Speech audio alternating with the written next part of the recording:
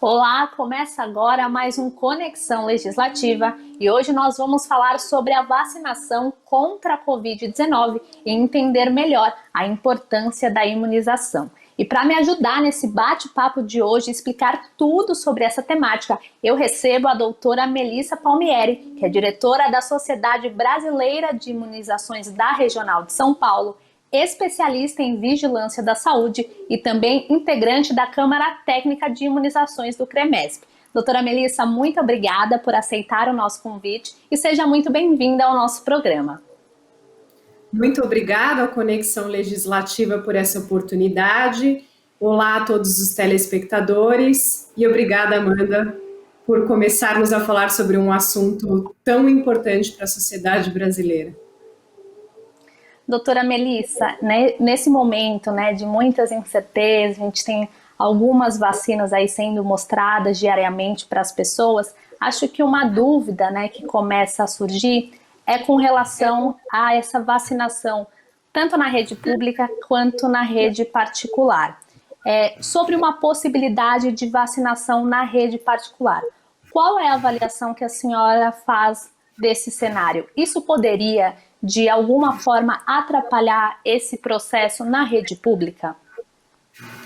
É importante, Amanda, que as pessoas que estão nos assistindo, elas entendam que para uma vacina entrar no mercado privado, existe todo um processual que é muito mais demorado do que já estamos acompanhando das liberações emergenciais de vacinas. Então, existe a possibilidade de chegar uma vacina no serviço privado? Existe, mas ela vai demorar.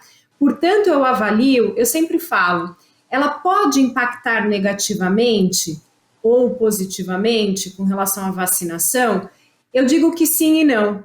Eu digo que sim, porque todas as vacinas produzidas no mundo, elas têm hoje uma prioridade de atender os governos. Então, se houver qualquer tentativa, não só do Brasil, mas qualquer outro país que queira uma implementação no serviço privado, ela vai estar tirando a produção com relação a governos que necessitam vacinar seus vulneráveis. Mas existe uma segurança aí, principalmente dos laboratórios que assinaram acordos do COVAX Facility, que é um acordo de laboratórios para suprir as necessidades de governo para a Organização Mundial da Saúde, de atender essa demanda global para os vulneráveis. A partir daí, eu digo que não vai atrapalhar. Por quê? Se você atende essa demanda pública global, nós no Brasil, tradicionalmente, temos sim serviços de imunizações privados que atendem uma demanda da população que não quer ser atendida pelo serviço público.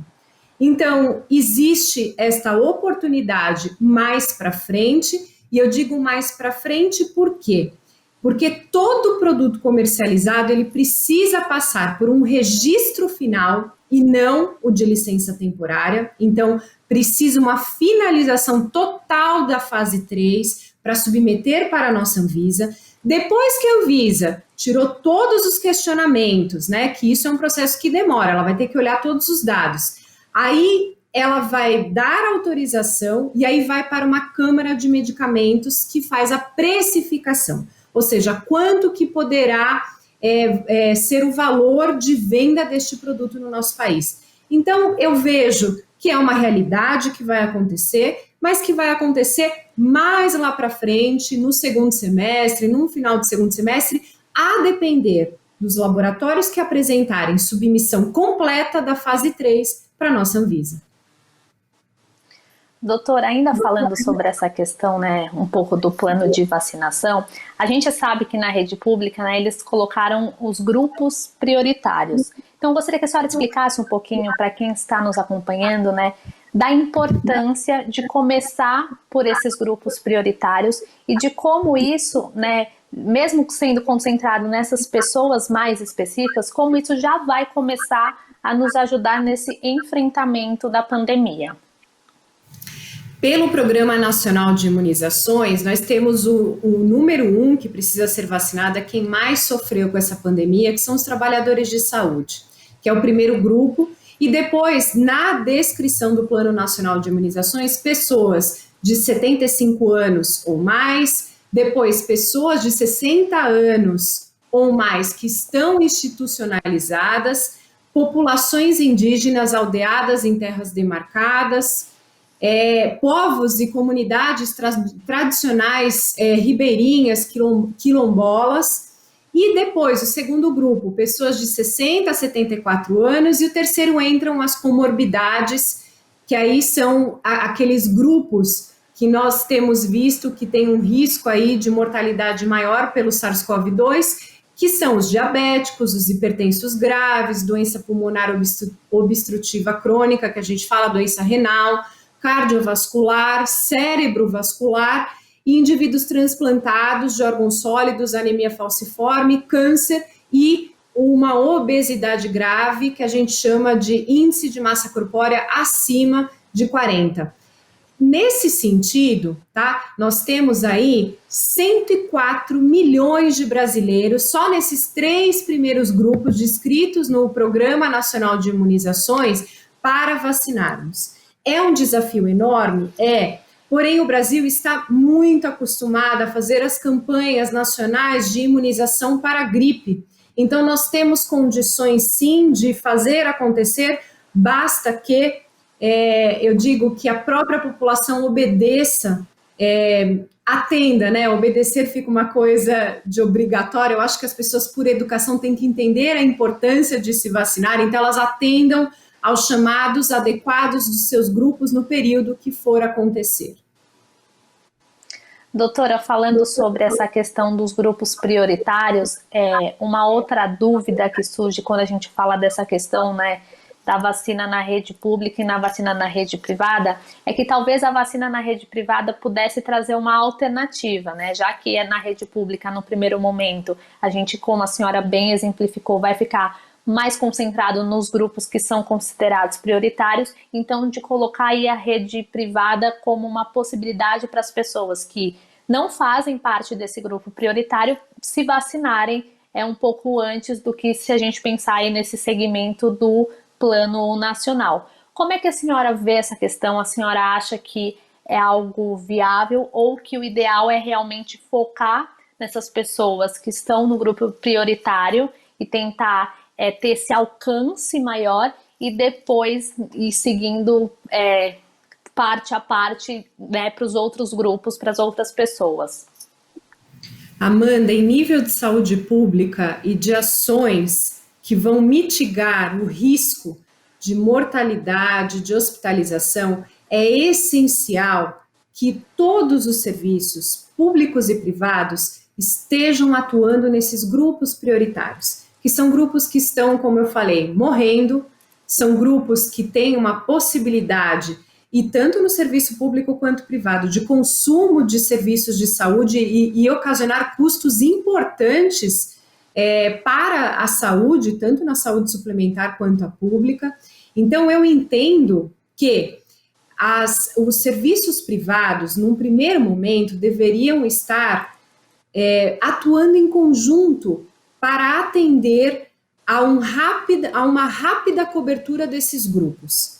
Então, existem vários serviços que até falaram, alguns disponibilizariam os espaços privados deles. Ao receber a vacina pública, eles iriam fazer uma cobrança de custo de gesto vacinal.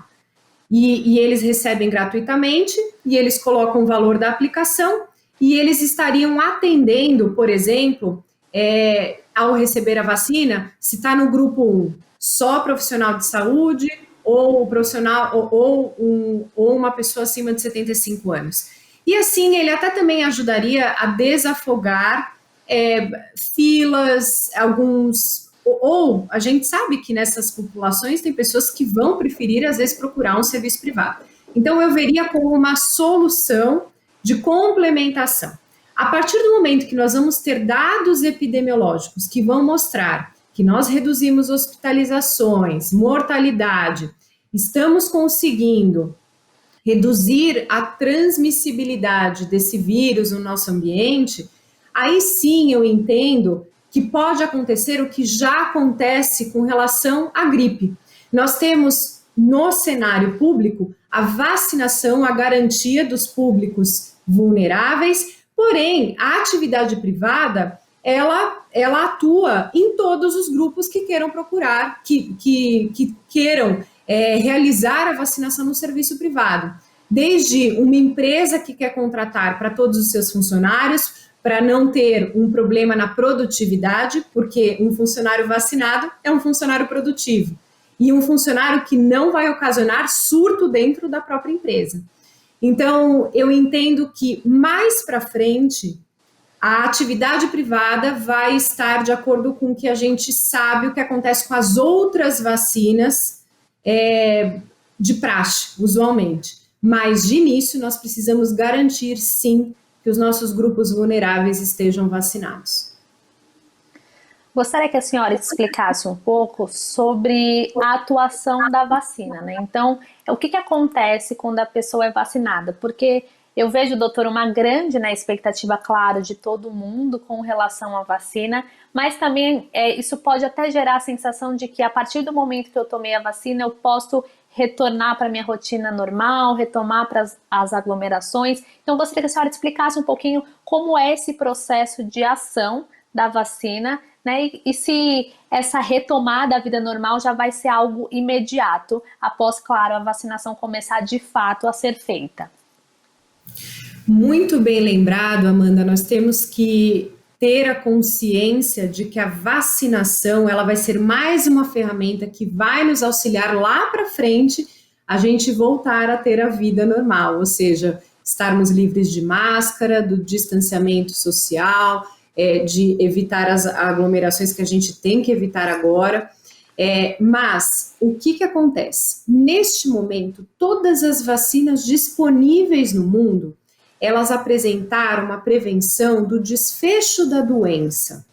O que isso quer dizer? E eu vou pegar um exemplo da Coronavac, que teve uma coletiva de imprensa, onde foi apresentada uma tendência da proteção para hospitalizações e casos graves. Eles colocam 100%, não houve uma significância estatística, mas parece, como eu falei, uma tendência de proteção. Então, ela ajuda a evitar essas mortes, evitar essas internações, essa necessidade de você internar um paciente grave precisando de oxigênio minimamente.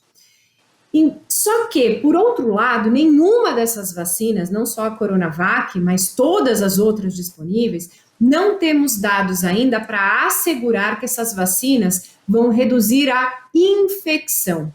O que isso se traduz? A redução da infecção, eu vou pegar um exemplo da vacina do sarampo. Quando eu me vacino de sarampo, eu estou me protegendo do desfecho clínico da doença, de moderado a grave, mas também eu reduzo a infecção, que quer dizer, eu não vou estar transmitindo o vírus do sarampo na comunidade aonde eu estou atuando, no meu trabalho, na minha casa, nos meus amigos. Então, o potencial da vacina de sarampo é fantástico. Uma doença, um vírus, que de um caso pode espalhar para 18 pessoas, se eu tenho uma vacina que previne a infecção, o benefício em saúde pública, ele se triplica, ele se expande, né? Agora, na vacina do coronavírus, existem suspeitas de que algumas vacinas podem sim ter esse efeito de redução de infecção, porém ainda nada foi comprovado. Então, existe a importância por isso que eu bati na tecla no início do programa temos que vacinar aqueles que sofrerão pela doença, que são efetivamente os vulneráveis. E teremos que, enquanto não comprovarmos algum potencial de redução de infecção da vacina, mantermos as atividades de uso de máscara, distanciamento, porque só assim a gente reduz a circulação desse vírus e a gente vai conseguir começar a viver na normalidade que todos nós queremos. Então, nós temos que manter ainda todos os cuidados, entendendo esses conceitos que eu acabei de explicar. Doutor, acho que uma outra questão, né, que acaba também rondando a vacina é que o coronavírus é algo assim novo, né, na nossa vida, que trouxe muitas mudanças e a gente sempre escuta aqueles comentários de que nossa, a vacina ficou pronta muito rápida. Qual é a avaliação que a senhora faz disso? De fato, essas vacinas, não só a Coronavac, mas também as outras que estão aí surgindo no intuito de combater o novo coronavírus, ficaram prontas muito rápido? É possível dizer isso? Gostaria que a senhora explicasse um pouquinho para o nosso público, né, como é esse processo de estudo até chegar, de fato, à produção da vacina. É importante, Amanda, que nós tenhamos dois conceitos muito claros quando se fala sobre essa questão de que foi tudo muito rápido, nada responsável, estão querendo injetar uma coisa que a gente não sabe o que vai acontecer. Então, primeiro ponto, essas plataformas de vacinas extremamente inovadoras, aqui eu vou pegar o exemplo das vacinas genéticas, que são a vacina Pfizer e a vacina da Moderna, e as plataformas de vetores virais, que são de vacinas como a de Oxford, que tem a parceria com a Fiocruz, tem também a vacina da Janssen, por exemplo, e tem a Gamaleya, que é a russa. Essas plataformas, Amanda, elas estavam há anos sendo desenvolvidas, algumas há 10 anos, e, por exemplo, as de vetores viral já estavam sendo desenvolvidas por causa do SARS-CoV-1 e também do MERS, que foram outras epidemias que não tiveram uma globalização causando essa pandemia que estamos vivendo com o SARS-CoV-2. Acontece que, infelizmente, eu digo infelizmente pelo passado e felizmente espero pelo futuro, as pessoas entenderam que é importante investir em ciência. Porque quando esses processos do SARS-CoV e do MERS lá no passado se estancaram, pararam os investimentos e ficou lá, devagar, desenvolvendo. Só que aí, quando surgiu essa pandemia, foram reativados para que tivesse agilidade. E a agilidade se obteve desde o primeiro sequenciamento de quem era esse vírus que estava causando essas pneumonias desconhecidas na China. Quando conseguiu se sequenciar, é muito interessante, eu vi todo um descritivo de como foi a evolução do desenvolvimento da vacina de Oxford, do dia que teve a descrição genética do SARS-CoV-2, em uma semana eles já estavam inserindo dentro da plataforma da de Oxford para poder fazer a fase 2 e até chegar à fase 3 e depois nós tivemos as publicações. Então, esse é o primeiro ponto. Com relação às vacinas genéticas, a investigadora da BioNTech, que é um casal turco, ela estava há anos desenvolvendo isso daí e chegou a pandemia para ela ter a oportunidade de agilizar toda a pesquisa clínica dela. Outra coisa que eu queria que as pessoas pensassem, às vezes a gente escuta muito como que a vacina ficou pronta em um ano, sendo que a vacina mais rápida de produzir foi a de cachumba em 4 anos. Isso daí virou meio mantra, principalmente para antivacinistas quererem falar contra vacinas. Eu gostaria que as pessoas entendessem que hoje nós estamos aqui numa entrevista, eu da minha casa, você da sua por questões da pandemia, e estamos utilizando uma tecnologia que há 20 anos atrás nós não tínhamos. Então, as pessoas, há 10 anos, não estávamos com essa conectividade tão rápida. Então, as pessoas exigem, às vezes, algumas coisas, esquecendo de que houve, sim, inovações tecnológicas e os processos foram mais ágeis. Então, nós temos, sim, essa oportunidade também nas vacinas de termos essa agilidade, ainda bem. A ciência também, ela se nutre dessas evoluções tecnológicas. E o terceiro ponto é que em nenhum momento, em qualquer pesquisa clínica, é deixado de lado os quesitos de segurança. Para chegar numa fase 3, que é um grupo estudado de milhares de pessoas, já verificou-se um grupo muito pequeno na fase 2, a segurança daquele produto para que ele seja aplicado. E por fim, para sustentar e para dar certeza de que quando as vacinas estiverem aprovadas na Anvisa, a gente precisa fazer, nós temos que, hoje, 22 milhões de doses já foram feitas no mundo, das vacinas que foram aprovadas em outras agências regulatórias. E não temos nenhuma gravidade, ou seja, as reações adversas usuais de vacina são aquelas que a gente já está acostumada com a maioria delas. Algumas podem um pouquinho mais de reação sistêmica, reação local, mas nada diferente. Então, as vacinas, elas têm uma segurança, elas têm uma aplicação e nós temos que acreditar na ciência e nas agências regulatórias. Doutora, a senhora explicou super bem essa questão das vacinas e até para que as pessoas possam entender, né, que às vezes pode até, para nós, né, que somos leigos, não somos da área, algo muito rápido, mas na verdade são estudos que já estão sendo feitos. E a senhora tocou num ponto que eu gostaria que a senhora falasse um pouquinho mais, que é com relação à segurança, né? Algumas pessoas têm um certo receio de se vacinar. A gente até ouve algumas pessoas dizendo que não querem se vacinar por medo, né, por essa questão de que, será que é realmente uma vacina segura? Então eu gostaria que a senhora falasse um pouco sobre a segurança dessa vacina e também, doutora, sobre o impacto que isso tem na saúde pública. Então, assim, quando eu deixo de me vacinar, eu não estou pensando só em mim. Então, eu gostaria que a senhora explicasse um pouquinho dessa relação, né? Por que quando as pessoas não se vacinam, elas não estão se colocando em risco sozinhas, elas estão colocando todo mundo em risco também. Perfeito. Com relação à segurança, para a gente falar um pouquinho mais detalhado, a maioria dos estudos apresentados mostraram perfis de tolerabilidade adequados. O que isso traduz de forma para que as pessoas entendam? A maioria das reações adversas descritas são reações locais, que todo mundo que já tomou uma vacina sabe muito bem. Às vezes, vou pegar a vacina de tétano, por exemplo, né, que já aviso que todo mundo tem que rever de 10 em 10 anos, essa vacina tem que estar em ordem. Eu sei que muitos adultos nos escutam e deve estar bem atrasado com relação à vacina de tétano, então estou deixando já dar um recadinho aí. Então, a vacina de tétano, quando eu tomo, eu fico com uma dor no braço. Então, às vezes eu levanto o braço e falo, em 24 horas, 48 horas, eu falo, eu tomei alguma coisa, eu tô com uma dorzinha aqui. Ou às vezes fica inchado, fica vermelho. Então, a maioria dessas vacinas apresentou essa reação adversa local muito comum.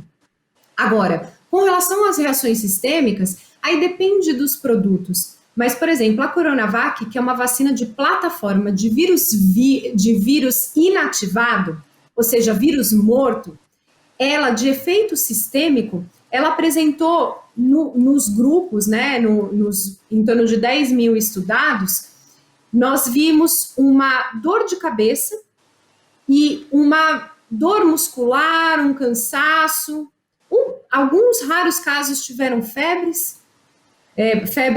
baixa. Então, e isso é importante tanto na local quanto a sistêmica, saber que são autolimitadas. Em 72 horas, usualmente, cessa. E outra coisa também com relação à reação adversa que as pessoas falam. Mas o problema é que em vacinas as pessoas não têm tolerância nenhuma, porque você está colocando um produto numa pessoa saudável. E aí você questiona, mas e o meu risco de uma reação adversa grave? Em números gerais em vacinas, nós temos uma ocorrência de 1,31 em 1 milhão de doses. Isso em geral, é um número global, de algum risco de uma reação adversa de anafilaxia. Anafilaxia é aquele caso onde nós temos a garganta fechada, com falta de ar, que são pessoas que têm tendências à alergia a algum item. E, usualmente, essas pessoas já sabem que elas têm algum tipo de alergia e nós indicamos fazer dentro de uma área hospitalar, por exemplo, ou dentro de um ambulatório que tenha uma adrenalina, algum remédio, porque todos esses serviços, eles têm que ter um kit básico para reações alérgicas. E é importante que a pessoa fale, e aí, lógico, ela vai conversar com o seu médico e existe a possibilidade dela fazer nesses serviços e reverter. Agora, aí vai falar, mas então, doutor, e quem pode ter uma reação e não sabe? Isso pode acontecer? Pode, mas os serviços estão preparados e é infinitamente raro e infinitamente menor a ocorrência disso. E muito maior dentro de uma balança de risco-benefício, o benefício de estar protegido por uma doença, aqui eu coloco o coronavírus e coloco qualquer outra vacina, do que você questionar uma reação adversa. Então é importante que as pessoas tenham esse conceito muito claro, porque a gente sempre fala, se você pegar a bula de um produto, vou dar um outro exemplo. Se você pegar uma bula de dipirona, que nós utilizamos muito para dores, para abaixar a febre, você vai ver que a dipirona tem um risco que a gente fala de aplasia de medula, que é destruir as células dentro da nossa medula óssea. As nossas células são produzidas lá, células brancas, que são importantes para a defesa. Se você for ler essa bula, você nunca vai utilizar, mas os efeitos que a gente fala adversos são extremamente raros pelo benefício de você estar utilizando o produto. Então, eu queria que as pessoas entendessem que com a vacina não é diferente. E aí você perguntou uma outra coisa, né? Com relação à questão do pacto social. Quando você fala de vacinação, eu sempre digo, você tem um benefício individual, porque você está se protegendo, mas você traz um benefício social. Porque, infelizmente, em algumas vacinas, nós temos grupos que não poderão se vacinar.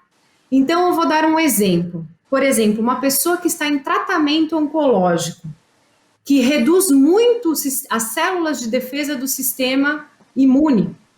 Essa pessoa não pode tomar vacinas de vírus vivo atenuado, por exemplo, sarampo, cachumba, rubéola, por exemplo, a vacina de catapora, né? E é importante que nós tenhamos uma sociedade muito bem vacinada para reduzir a circulação desses agentes infecciosos e não infectar esta pessoa que já está sofrendo com uma doença como o câncer. Outro exemplo muito tranquilo e simples para a gente pegar é o bebezinho quando nasce.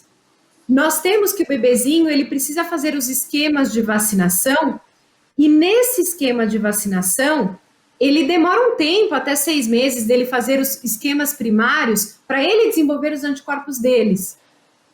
E nós temos que vacinar o entorno deles, o pai, a mãe, a avó, a moça que trabalha em casa, para evitar que eles tragam doenças infecciosas para o bebê no momento extremamente vulnerável dele. Então, vacinar, além do benefício individual, ele tem um benefício social.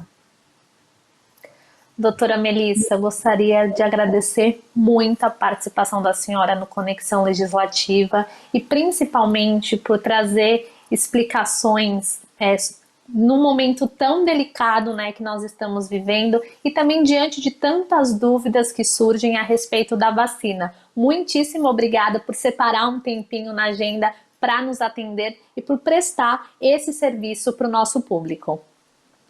Muito obrigada, Amanda, pela oportunidade e vamos juntos nos vacinar quando formos solicitados a ser vacinados, porque nós precisamos nos livrar de mais este agente infeccioso e também já deixo um recadinho para a gente estar com a nossa carteira de vacinação em dia, para que a gente não tenha um risco de desenvolver alguma doença grave que já existe vacina.